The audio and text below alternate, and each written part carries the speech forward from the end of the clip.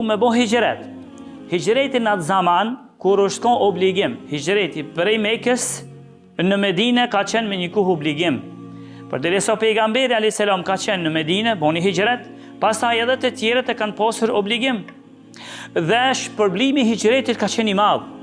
Fillimisht e kanë pasur obligim, pastaj aq shpërblimi i madh, sa që me i hadith tjetër që transmeton Muslimi, është ardhur dhe i ka thonë pejgamberi a.s. i ka thonë hijreti t'i fshin gjunohet të mëhershme të krejt. Apo e vreni sa e madhe? Hijreti, shpërngulja prej Mekës në Medine. Ndërsa ky njeri i tha pejgamberit a.s. unë jam marrë me ta dhon besën. Sikur me thonë zgat ma dorën, ta dhon besën se unë du me bon hijret të këti.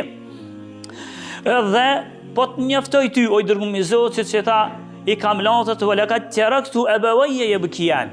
Vetëm se si informacion, po të adhon se i lash dy përindërit e mi, duke qajtur në shtëpin time.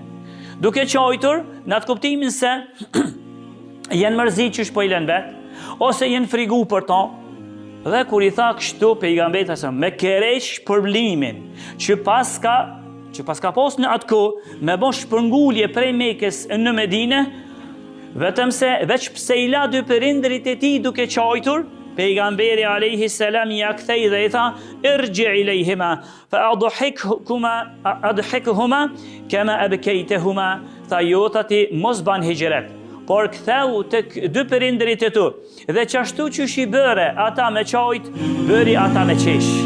Pra pejgamberi alayhi salam i andaloj hijretin, që ka qenë modë hijreti, sa që me bo me tjerë për çështjen e hijretit, disa ka pos njerëz që kanë mujt me bo hijret, por se kanë bo, i ka llogarit pejgamberin në rrethin e pabesimtarve, edhe pse kanë qenë besimtar në Mekë, veç pse se kanë bo hijretin.